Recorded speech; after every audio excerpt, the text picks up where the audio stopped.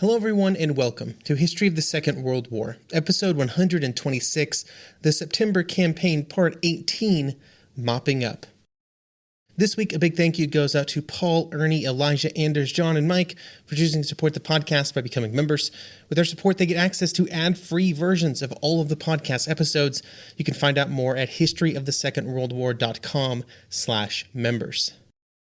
Last episode covered the entry of the Soviet Union into the war against Poland when forces of the Red Army crossed the Polish border in the early hours of September 17th. This event heralded the beginning of the end for Polish resistance, and the next 3 episodes of the podcast will discuss the final actions of the Polish military all over Poland in the last weeks of September. Due to the disorganization of the first 3 weeks of the month, the final week of September would see disparate and isolated units all over Poland surrendering to the German or Soviet invaders. These events were not well organized or orchestrated. They were instead the actions of groups of Polish soldiers, big and small, that would slowly have their options reduced by the 2 invading armies until the only option was to surrender to whichever enemy they found themselves trapped by. Massive groups of civilian refugees would also be moving around Poland during these weeks of confusion.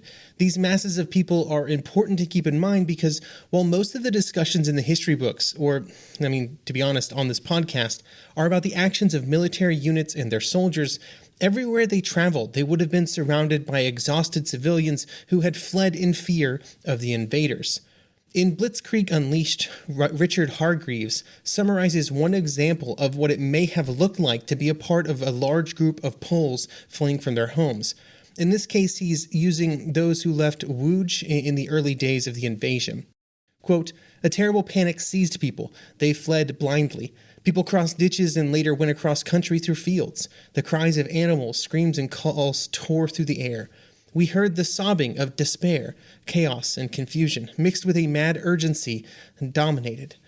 Soon the roads and the fields were littered with cases and bundles and various pieces of luggage which people had pointlessly taken from their homes. Most threw everything away when they couldn't follow the others. The ever-growing column of misery struggled eastwards, eventually reaching the Vistula south of Warsaw. For mile upon mile, their fields on the approaches to the river were strewn with abandoned carts, crammed with personal goods. Horses and cattle wandered around, masterless. Left by the roadside were bundles of chests and clothes and household goods. Anything that would impede the crossing of the river was cast away." End quote. German eyewitness accounts are also full of what it was like to see these poor souls. Here is Wilhelm Grossmann of the 309th Infantry Regiment describing what he would call a column of misery.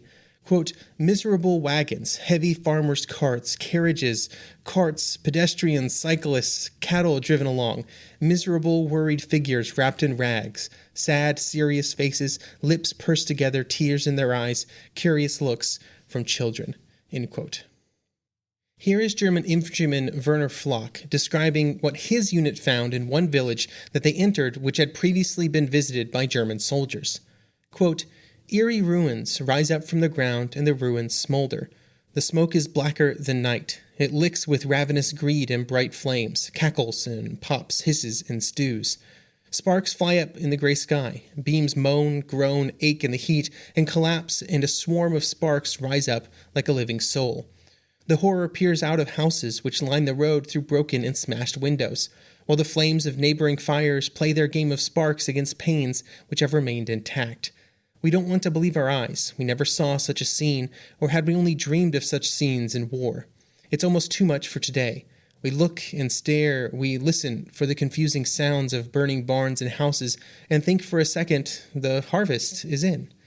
But where there was grain is now a black pile, which flames leap from, and white smoke rises like poisonous steam. And close to the flickering house, there's a black figure lying on the half-burned floor amid the smoke and soot of smoldering fire, a bundle of singed clothes." End quote. And while Werner Flock was describing just one distinct instance of these kinds of events happening, or these scenes playing out in front of the soldiers or the Polish civilians, this was happening all over Poland at this time. Starting on September 18th, throughout Poland, the German invaders who were moving east would begin to meet up with the Soviet invaders that were moving west. When these various units met, the German units had the standard message to give to any Russian soldiers that they met, which read, quote, "The German army welcomes the army of the Soviet Union. Both the officers and the soldiers of the German army would like to be on good terms with you. The Red Army is expected to maintain this friendliness in return." End quote. At the same time, the Polish units that were trapped in the rapidly shrinking territory between the two invaders had very few options that they could pursue. The units that would move southeast towards the border with Romania, but for many this was not possible, and they were forced to take the action that seemed best to them at the time, either individually or with their units. Those that could move southeast were following the final set of orders given by the Polish High Command to all Polish troops in eastern Poland. The hope was that as many troops as possible would be able to cross the border and then make their way through Romania and eventually to Western Europe to continue the fight against Germany. The same hope existed for the political and military leaders of Poland who would evacuate across the border. They would take with them a whole list of items that had been evacuated from the cities of Poland, including art and state documents and about 80 metric tons of gold that they did not want to fall into German hands. For the gold reserves of Poland, this evacuation would be the first step in a long process that would see it move through Turkey and then Lebanon and then France and then French West Africa, and then Britain and the United States, and then finally to Canada in 1944. It would then be exchanged back to Poland after the end of the war. Another group of individuals who would leave Poland at this time were a group of Polish mathematicians who were at the time working on cracking the encryption of the German Enigma machine.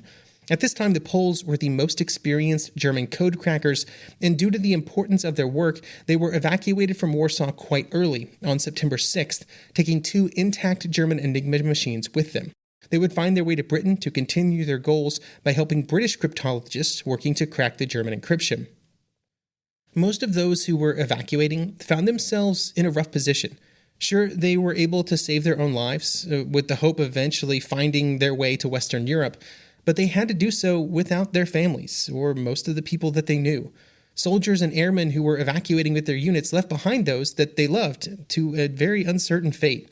To quote a Polish pilot who would be ordered to fly his aircraft over the border, quote, "I understood that the show was over, and felt estranged. I couldn't believe that this was all over. Romania. Dear God." End quote. While some would be able to evacuate, for many Polish soldiers and civilians, that simply wasn't an option. This included some Polish units who were just in an area of Poland which made evacuation impossible, as well as those trapped in cities that were still resisting the invaders. This included the Polish troops in and around Lvov, who were keeping the Romanian bridgehead open for those who were trying to evacuate. One of the units making their way to Lvov, and then perhaps even further, were a collection of units that had originally been part of Army Krakow and Army Lublin, or some that had been kept in reserve. All of the units, which came from a variety of divisions, were disorganized, exhausted, and were much smaller than they had been a few weeks earlier. Some divisions were down to half strength, some were maybe a third. One of the most powerful units that was left was the Warsaw Armored Motorized Brigade, which would still have about 80 armored vehicles in operation on September 13th. One of the major challenges for a unit like the Motorized Brigade was keeping their vehicles running. As they were evacuating from Warsaw and moving southeast, any vehicle that experienced even a small mechanical issue would have to be left behind due to the constant need to stay on the move. There was also, of course, the problem of keeping every vehicle fueled, which became more challenging by the day. This made every mile treacherous. Here's a quote from an officer from the brigade, Colonel Rowiski, who would later go on to help form the Polish resistance movement after the end of the invasion. He would later write about these moments when he was moving across Poland with his men and his machines, saying, quote, "Every time we have to tackle a harsher bit of a trail and I see our machines stagger and moan, I feel as if something is being torn out of my heart. If only we could have a chance to attack the enemy and do our soldierly duty before we ultimately run out of gasoline." End quote. The armored units would get a chance to launch an attack against the Germans near the Polish town of Tomaszów-Lubyskie, which was about 80 kilometers northwest of Lvov. The attack would begin on September 14th, and it was a truly desperate venture. If the Poles could not capture the town and continue their way south, it was very likely that they would be forced to surrender as the pursuing German units would begin attacking from the north. The available Polish units gave it a good try. first having to attack through the villages north of Tomaszów-Lubelski, but the German 4th Light Division would be prepared for the attack and would be able to use strong defensive positions to hold back the Polish attacks. The Poles would continue their attacks for several more days, but every day there were fewer armored vehicles available to join in the attack and fewer just Polish soldiers who could continue forward. On September 20th, the final stage of resistance began as the pursuing German units launched an attack from the north. This made any further attacks impossible, and the surrender started. This included the commander of the armies of Lublin and Krakow and around 45,000 Polish troops that they had commanded. The commander of the 55th Polish Division would have this to say about his division's final days before they surrendered. Quote, "The division shared the tragic fate of the whole army. We received no help from anywhere. We were left to fend for ourselves against the world's most powerful forces." End quote. That same sentiment would be shared by many officers all over Poland in the coming week, as more and more units that were remaining and were still defending Poland were forced to surrender.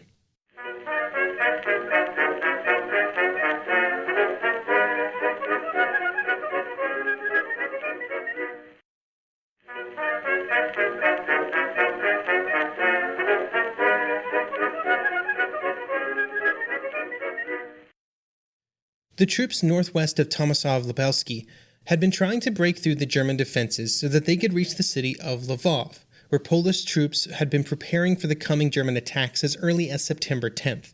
The commander of the Lwów garrison, General Wagner, did not lack experience. He had fought in the First World War and had commanded the Lwów garrison since early 1938.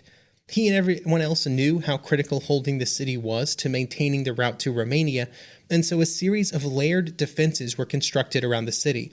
The outermost line of these defenses were 20 kilometers to the west of the city, anchored by villages that were to be used as strong points against German advances. Closer to the city, civilian volunteers would construct a series of barricades and anti-tank obstacles around the outskirts of the city itself. The garrison originally had 2 battalions of infantry, a volunteer battalion, and then several units of militia. These numbers were then bolstered in the days before the German attack started by various units retreating to the city, similar to how Warsaw's garrison had been greatly expanded by units retreating back into the city. In the days before they reached Lwów, the German troops would be advancing and they would capture town after town as they moved east. On September 10th, they would capture Yaroslavl, 90 kilometers west of Lwów. On September 11th, Sambor, 70 kilometers west of the city. On September 12th, they would be attacking near the outskirts of Lwów itself. Then on September 14th, the city of Przemysl would fall to the Germans, resulting in the execution of 600 Jews within the city over the course of 3 days, the largest massacre of Polish civilians during the September campaign. Also on September 14th, the civilian leaders of Lwów would speak with Wagner about the future resistance of the city. Massive numbers of refugees had fled to the city itself, and it was becoming more and more difficult to feed those that were inside of Lwów. Though there were also concerns about a lengthy resistance against the Germans and that it would do little but cause destruction to the city, and the suffering of civilians in the city would just rise as the days went by. The military leaders in Lwów knew about these concerns, and they understood them, and they understood what continued resistance within Lwów would mean for those who lived there. But they decided to continue, at least for some time. Attacks on Lwów would continue, but at the same time, the attacking German units would also find themselves under attack from other Polish units approaching from the west. The first German units that reached Lwów would do so only by pushing forward and outrunning both their supplies and their supporting units, and this allowed them to reach the city as quickly as possible, but it left many Polish formations to the north and south of their sort of spearhead that had reached Lwów, and now they had to deal with all those Polish troops that were just wandering around sort of behind them. After only a few days of attacking the city, the German units that had reached Lwów had to move to a more defensive posture so that they could sort of defend themselves while more German reinforcements moved in to assist them. One of the Polish units that were approaching Lwów from the west and southwest was the remaining troops of the Malopolska army, about 16,000 soldiers in all, that were commanded by General Soskowski. These units had started the war on the southern Polish border, and they would begin moving north, after the Germans invaded. On September 15th, as they approached the city of Lvov, they would begin a series of actions known as the Battle of Yarov. This battle would be launched by 3 Polish infantry divisions, the 11th, 24th, and 38th, roughly 50 kilometers west of Lvov. The general arrangement of forces was this. In the east was the city of Lvov and its garrison. Then to the west there were some German units that had quickly advanced on the city, and then to the west of those there were Polish units of these 3 divisions. Then pursuing those divisions were further German units that were pushing east towards them. The goal for Soskowski and his troops was to push through the German resistance to the south of Yavorov and then to continue to Lvov, where they would then have to break through any German units that had established themselves west of the city. The initial Polish attack would go well. They would be able to capture several villages that had been taken over by the Germans in the previous days. There was real desperation in these actions, and there was hard and at times hand-to-hand fighting as the advance continued. During the first part of their attacks, the Polish units benefited greatly from the fact that the German units didn't necessarily expect them to attack, that they weren't expecting the Poles to take such proactive action. This included the SS Germania Division, which would be completely surprised by the Polish attack, to the point where they would abandon hundreds of vehicles as they quickly retreated from the area around Możowice. Unfortunately, not all the Polish attacks were as easy as those on the SS Germania Division at Możowice, and in some areas of the attack, it quickly turned into a brutal battle of attrition. And just like in every other area where such counterattacks began to bog down, the German advantages in artillery and air support quickly came into play. Over the following days, German air attacks would cause numerous casualties and disorganization among the Polish units. After their initial successes, the Polish advance towards Lvov slowed, and then instead, efforts were put into bolstering the defenses against German troops advancing from the west. They had to shift their resources. These would be anchored by the forests that made up the Polish lines in the west, in which the Polish defenders were able to hold off German attacks on September 17th. By this point, there was no real hope of reaching Lvov, though. And no matter how good the Polish defenders did, it didn't help them in moving east. The only real hope was that the garrison of Lvov would be able to sally forth and break the German units that had established their lines to the west of the city, but this wasn't really possible. Because of this, after the 17th, the remaining units of the Malopolska army were forced to either surrender or break through the German units that surrounded them. This could only be done in small units, and so Soskowski would order these units to attempt to either make their way to the city or to the Hungarian border to the south. The desperate struggles that followed are poorly documented, and many Poles would perish or surrender over the following days as they tried to make these movements with their small units through German lines. While the remnants of the Malopolska army were fighting for their lives after September 17th, news of the Soviet invasion would reach Logner and the defenders of the city of Lvov on that same day. A message would be sent to the city that the German units were still to be considered the primary enemy, but if the Soviets arrived, they should be resisted with all possible means. After the news arrived, Logner considered abandoning the city altogether, but at that time there was still some hope that the Malopolska units would be able to break through to the city, and so resistance was continued. Even though if the Soviets did arrive, there would be little hope of any kind of actual resistance. Meanwhile, the Germans would continue their efforts to take the city, with air and artillery attacks continuing over the course of the next several days. One resident of the city, Alma Hezko, would write at this time that, quote, "It is hard to live. Life is neurotic. Continually listening for aircraft, the whistle of shells flying overhead, being thrown out of bed at night, all of this affects one's mood," end quote. Which is quite the understatement, I think. On September 19th, another German offer of surrender would be made, with Logner rejecting the idea once again. Another offer would be made the next morning, this time with Soviet units approaching from the east, but again it was rejected. This would be the final offer made by the Germans, as they were already preparing to hand over the city to the Soviets anyway, as it was within the Soviet zone of control. With the arrival of the Red Army, Logner began to accept the reality of the situation the city found itself in. The only outcome of further resistance would be the destruction of the city and the suffering and death of those within it.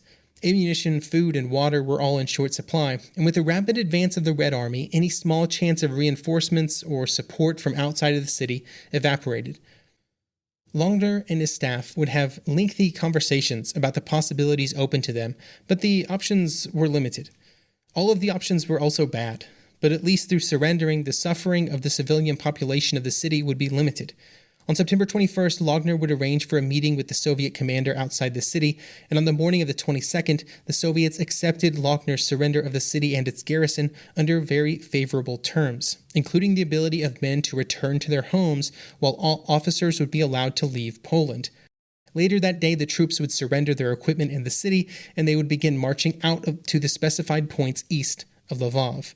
They were now prisoners of war in Soviet captivity. Over the following days, all of the Polish forces would be marched out of the city, along with some civilians as well.